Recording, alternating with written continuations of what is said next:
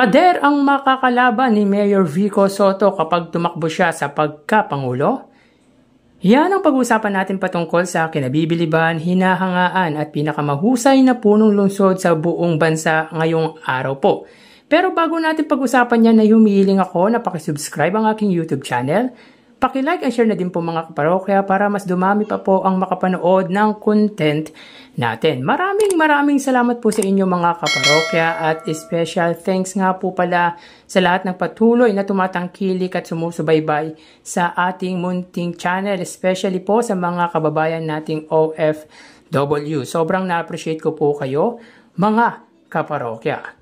So yun mga kaparokya, may isang nag-comment po sa pinost natin sa ating TikTok account kung saan tila hindi daw kaya di umano pamunuan ng butihing mayor ang bansa. By the way, paki-follow naman po ang aking TikTok account na Kaparokya TV at ang aking Facebook page na Mervs TV. So basahin natin ang sinabi ng commenter na ito. Okay na yan sa Pasig lang. Huwag nang tumakbo sa pagkapangulo. Madami siyang pader na makakalaban. Alam naman natin kung gaano kakurap ang government natin. Yun nga mga kaparokya, at some point naisip ko na concern siya sa butihing mayor dahil nga siguro magulo pagdating sa nasyonal o sa pagkapangulo. Pero disagree ako sa sinabi nito dahil lang sa pader ang makakalaban at kurap ang ating gobyerno. First and foremost mga kaparokya, tumakbo siya sa pagka-mayor sa lungsod po ng Pasig dahil may nakikita siyang mali sa nasabing syudad. Kasama na doon yung hindi pantay-pantay na pagtrato at ang corruption. Sa 27 years na panunungkulan ng pamilya ng nakalaban ni Mayor Vico Sotto noong 2019 ay masasabi nating pader ang nakalaban nito. Pero tulad ng sabi ng butihing mayor sa isang interview with Jessica Soho ay ginamitan niya ng hagdan ang sinasabi nitong pader. Ang tao at hindi lang ang mga politiko ang siyang corrupt. Bakit kanyo? Dahil nadadala agad tayo sa konting bigay ng mga mang-uutong politiko. Bakit sa Pasig matatalino ang mga botante?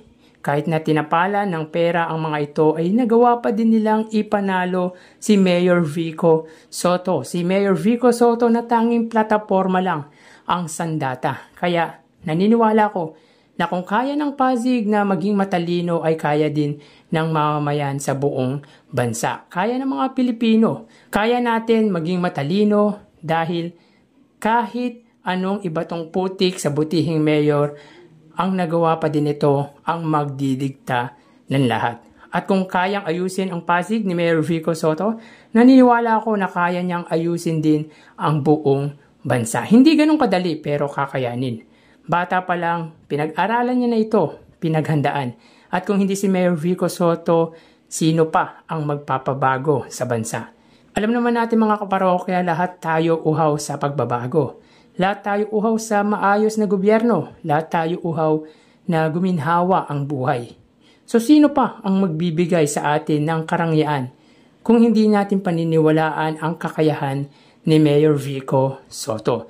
At kahit sinong umupo, hindi niya kakayanin kung siya lang mag-isa. Kailangan magtulungan. So let's try to figure it out mga kaparokya. Sino ba ang possible na pwedeng makalaban ni Mayor Vico Sotto if ever na tumakbo siya sa pagkapangulo by 2034 or by 2040? Yan kasi yung taon na simula ng eligibility ni Mayor Vico Sotto na tumakbo sa highest position. Partikular nga po bilang presidente.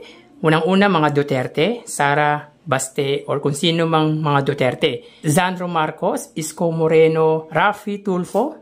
Well, malaki ang support ng Duterte sa Bisaya at Mindanao. Pero iba ang dating pag si Pangulong Digong po ang pinag-uusapan. Iba po siya sa kanyang mga anak. Pero kayo mga kaparokya, kakayanin ba ni Mayor Vico Sotto ang mga nabanggit na politiko na matunog by 2034 or by 2040? Paki-write down naman po sa comment section ang suggestion nyo patungkol nga po dito. So hanggang dito na lang po tayo mga kaparokya.